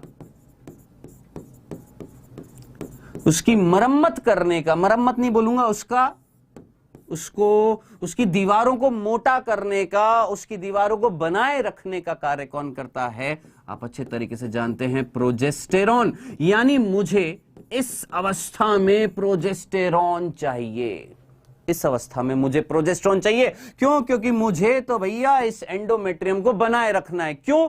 क्योंकि एक शरीर, एक मादा का शरीर तो यही सोचकर चल रहा है कि यहां पर निषेचन होएगा, निषेचन होएगा तो कहीं ना कहीं युग्मनज बनेगा, और युग्मनज बनेगा तो आगे चलकर भ्रूण बनाएगा जो जाकर चिपकेगा किससे? एंडोमेट्रियम से। तो एंडोमेट्रियम को बनाए रखना है। बनाए रखने के लिए क्या चाहिए? Sir progesterone. सर ये प्रोजेस्टेरॉन कहां से निकलेगा? अरे बाबा, इससे पिछली वाली अवस्था में आपने किसको तोड़ा? ग्राफियन पुट्टिका। ग्राफियन पुट्टिका जब टूट गई, अंडोत्सर्ग तो हो गया, लेकिन जब ग्राफियन पुट्टिका टूट गई तो क्या ग्राफियन पुट्टिका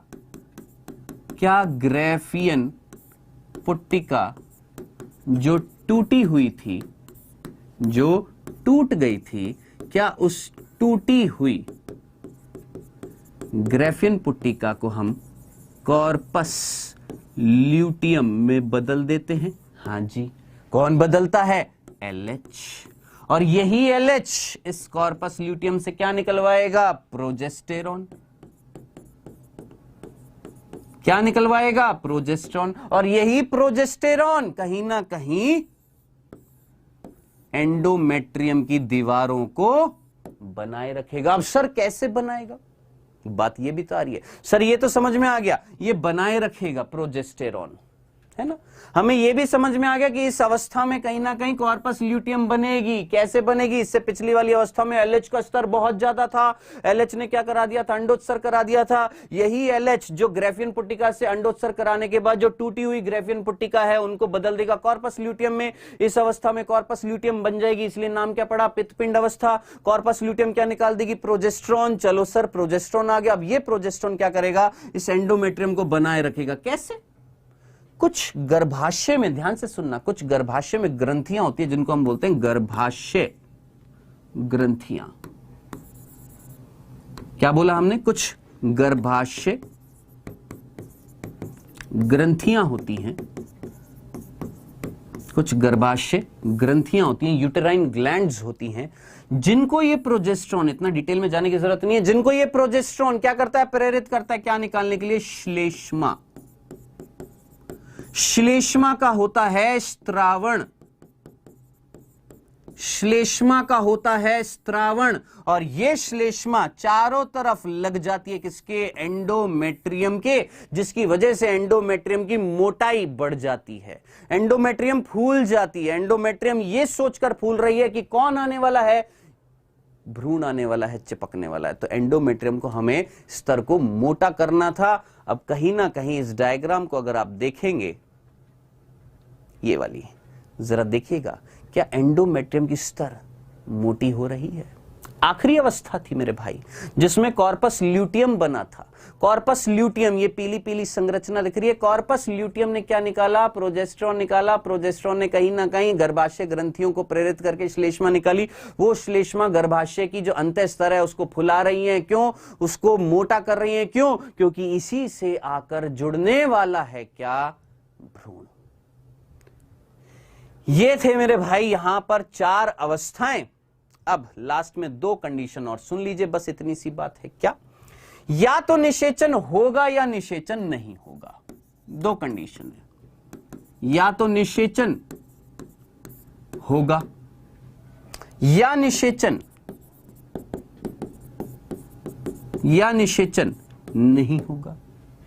ठीक है, अगर निषेचन नहीं होगा तो वापस से चक्र चालू हो जाएगा, चक्र पुनः स्टार्ट हो जाएगा, पुनः प्रारंभ हो जाएगा। और जब ये चक्र पुनः स्टार्ट हो जाएगा तो कहीं ना कहीं जरा सोचना, दिमाग लगाना, इस अवस्था में हमने प्रोजेस्टेरॉन निकाला था ना, और चक्र अगर चालू करना है तो वापस से पहले वाली अवस्था आनी चाहिए। कौन सी? रजोस्त्राव। और रजोस्त्राव अवस्था लाने के लिए हमें प्रोजेस्टेरॉन को क्या करना है? खत्म करना है, प्रोजेस्टेरॉन को कम करना है। कैसे कम होएगा? जब कॉर्पस ल्यूटियम नहीं होएगी। तो कहीं ना कहीं अगर निषेचन नहीं होएगा, ये चक्र वापस से स्टार्ट करना है, ये स्टार्ट करना है तो प्रोजेस्टेरॉन कम करना है। प्रोजेस्टेरॉन कम कब होएगा? जब कॉर्पस ल्यूटियम नष्ट हो जाएगी। तो ऐसा बोला जाता है क्या सीधा सीधा बुक में? क्या निषेचन अगर नहीं होता तो कॉर्पस ल्यूटियम नष्ट हो जाती है? क्यों? ये तो सोचो, निषेचन अगर नहीं हुआ तो कॉर्पस ल्यूटियम नष्ट हो गई। क्यों? किस लिए? तो रीजन सिर्फ इतना सा था कि जब निषेचन नहीं होएगा तो वापस से चक्र चालू करना पड़ेगा। क्यों चालू करना पड़ेगा? क्योंकि एक और द्वितीय अंडक निकालना है, फिर कोशिश करनी है बच्चा पैदा करने के लिए, वापस से द्वितीय अंडक निकालना है। द्वितीय अंडक अगर निकालना है तो कहीं ना कहीं जो बचा हुआ अवशेष थे द्वितीय अंडक जिसका निषेचन नहीं है, उसको निकालने के लिए रजोस्त्राव करना पड़ेगा। रजोस्त्राव करने के लिए एंडोमेट्रियम को तोड़ना है, एंडोमेट्रियम को तोड़ने के लिए प्रोजेस्टेरॉन को कम करना है, प्रोजेस्टेरॉन को कम करने के लिए कॉर्पस ल्यूटियम को खत्म करना है, जो इससे पहले वाली अवस्था में बनी थी। तो कॉर्पस ल्यूटियम नष्ट हो जाएगी, है ना। अब कॉर्पस ल्यूटियम जब नष्ट होती है ना, तो ये कॉर्पस ल्यूटियम एक सफेद रंग की संरचना बना लेती है, सफेद रंग की, जिसको हम बोलते हैं कॉर्पस एल्बिकेंस।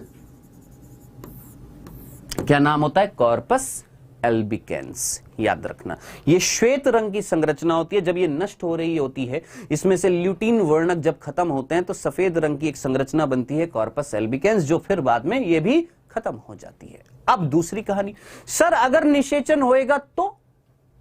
दिमाग लगाएं, अगर निषेचन हो गया, युग्मनज बन गया, भ्रूण बन गया, वो भ्रूण को हमें जोड़े रखना है किससे? सर इस गर्भाशय की अंतः स्तर से जोड़े रखना है, यानी मुझे अंतः गर्भाशय भित्ति यानी एंडोमेट्रियम को बनाए रखना है। सर एंडोमेट्रियम टूटनी नहीं चाहिए। मैंने कहा एंडोमेट्रियम बनी रहेगी। अब एंडोमेट्रियम कैसे बनी रहेगी? सर जी कहीं ना कहीं प्रोजेस्टेरॉन लगातार चाहिए, प्रोजेस्टेरॉन लगातार चाहिए, लगातार चाहिए, लगातार। सर ये प्रोजेस्टेरॉन लगातार कहां से मिलेगा? तो दो जगह से मिलता है। एक तो यही कौन? कॉर्पस। यही कौन? कॉर्पस ल्यूटियम, जो अगर निषेचन होता है तो नष्ट नहीं होती है।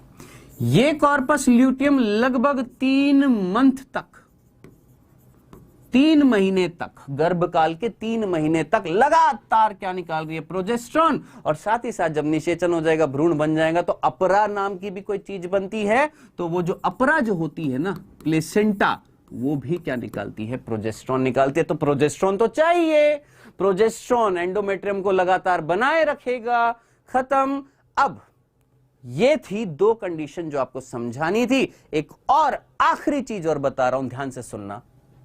लास्ट सोचना, प्रोजेस्टेरॉन का स्तर अगर बड़ा होता है ना, तो ये प्रोजेस्टेरॉन जब ज्यादा मात्रा में निकलता है तो ये GnRH के स्त्रावण को रोक देता है। फिर से सुनना, क्या बोला? प्रोजेस्टेरॉन का स्तर अगर मादा के शरीर में बड़ा हुआ है तो वो हाइपोथैलेमस से GnRH के स्त्रावण को रोक देता है। ठीक है? अब थोड़ा सोचना, अगर निषेचन हो गया, बुद्धि लगाना, अगर निषेचन हो गया है ना, निषेचन अगर हो गया तो प्रोजेस्टेरॉन लगातार चाहिए। प्रोजेस्टेरॉन का स्तर अगर बड़ा हुआ है तो बड़ा हुआ प्रोजेस्टेरॉन GnRH के स्तर को कम कर देगा। GnRH का स्तर अगर कम हो गया तो पीयूष ग्रंथि से LHFSH नहीं निकलेगा। LHFSH अगर नहीं निकलेगा तो आर्तव चक्र तो नहीं होंगे। Yes sir. सर LHFSH अगर नहीं निकलेगा तो फिर ये प्रोजेस्टेरॉन कहां से निकल आएगा? है ना? तो याद रखना, ड्यूरिंग प्रेगनेंसी, ड्यूरिंग गर्भकाल, ये अपरा एक और हार्मोन निकालती है जिसका नाम होता है HCGH, ह्यूमन कोरियोनिक गोनेडोट्रोफिन। और ये HCGH इस कॉर्पस ल्यूटियम को प्रेरित करता है क्या निकालने के लिए? प्रोजेस्टेरॉन, क्योंकि LH तो निकलता ही नहीं है। तो ये थी कहानी बेटा जो मेरे को आज समझानी थी। आर्तव चक्र जो बहुत ही कंफ्यूजिंग होता है मैक्सिमम बच्चों के लिए। कोशिश मेरी पूरी थी कि आपको समझ में आए। अब जितने बच्चे टिके हैं, जिन्होंने ध्यान से सुना है, शायद उनको समझ में आया होगा। जो नहीं टिके, जो बीच में भाग गए हैं, इट्स ओके। यस, HPL भी निकलता है, ह्यूमन प्लेसेंटल लैक्टोजन। सर ये क्या कार्य करता है बेटा? ये वसा का ऑक्सीकरण कराता है। वसा के ऑक्सीकरण करने से क्या होता है? कहीं ना कहीं उस फीमेल को ज्यादा से ज्यादा ऊर्जा मिलती है। याद रखना। हाँ जी, ये था आर्तव चक्र। अब समय हुआ है बेटा जी आपके क्विज का। क्विज देने से पहले मैं आपको एक और चीज बता दूं। आप में से कई बच्चे जो नीट 2022 की प्रिपरेशन कर रहे हैं, ध्यान से सुनिएगा, जो नीट 2022 की प्रिपरेशन कर रहे हैं बालक बालिकाओं, कल संडे को एक सेशन आएगा, एक छोटा सा सेशन होएगा। जरूर देखिएगा उस सेशन को। एक लेक्चर आएगा छोटा सा, जिसमें मैं बताऊंगा कि नीट 2022 के बारे में 6 मंथ स्ट्रेटजी, या ये बोलें कि नीट का पेपर कैसा होगा, इजी होगा, टफ होगा, वो सारी चीजें हम डिस्कस करेंगे कल के सेशन में। तो कल का वो सेशन जरूर लीजिएगा, मेरी बात को याद रखिएगा। चलिए जी, आ रहा है क्विज का प्रश्न। पहला, मनुष्यों में सामान्य आर्तव चक्र के दौरान लगभग किस दिन LH का तीव्र स्त्राव होता है?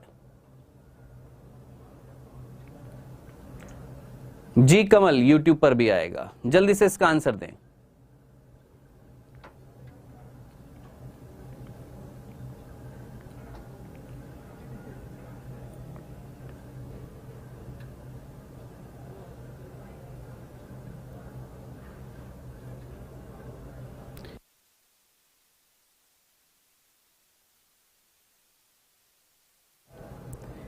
दूसरा प्रश्न, एक नियमित चक्र वाली स्त्री में रजोधर्म न होने का मुख्य कारण क्या है? यानी आर्तव चक्र नहीं हो रहे, इसका मुख्य कारण क्या है?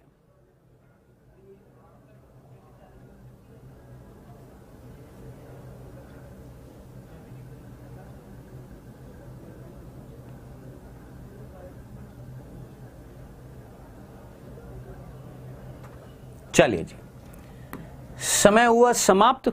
आइए डिस्कस करते हैं बेटा जी। यहां पर पहला प्रश्न था बहुत सिंपल सा, मनुष्य में सामान्य आर्तव चक्र के दौरान लगभग किस दिन LH का तीव्र स्त्राव होता है? तीव्र स्त्राव को हमने क्या बोला? LH सर्ज बोला था। ज्यादा से ज्यादा मात्रा में LH कब निकला था? जब अंडोत्सर्ग कराना था, और अंडोत्सर्ग आर्तव अवस्था के मध्य दिन पर हुआ था, यानी 14वें दिन पर। सिंपल, तो ए आंसर, ठीक है। दूसरा, एक नियमित चक्र वाली स्त्री में रजोधर्म ना होने का मुख्य कारण क्या होता है? हमने बोला एक नियमित चक्र, यानी एक स्त्री जिसमें नियमित चक्र चल रहे थे, आर्तव चक्र, लेकिन अचानक से आर्तव चक्र बंद हो गए। क्यों बंद हो गए? क्योंकि सीधी सी बात है, निषेचन हो गया होगा।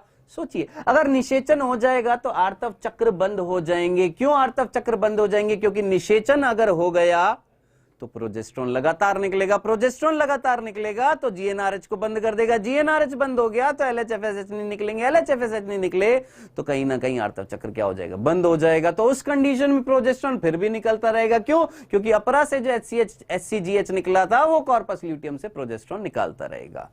ठीक है, तो भैया सीधी सी बात है, अंडे का निषेचन हो जाएगा तो आर्तव चक्र क्या हो जाएंगे? बंद हो जाएंगे। ये था बेटा जी क्विज के दोनों प्रश्नों का आंसर। अब आप में से कई बच्चों ने यह भी पूछा कि सर जी कल का सेशन कितने बजे होएगा? तो बेटा जी कल का सेशन जो होएगा सेम टाइम पर होएगा, जो आज जैसे सेम टाइम पर 12:30 क्लास होती है ना, उसी टाइम पर ही कल भी सेशन आएगा, कल 12:30 बजे।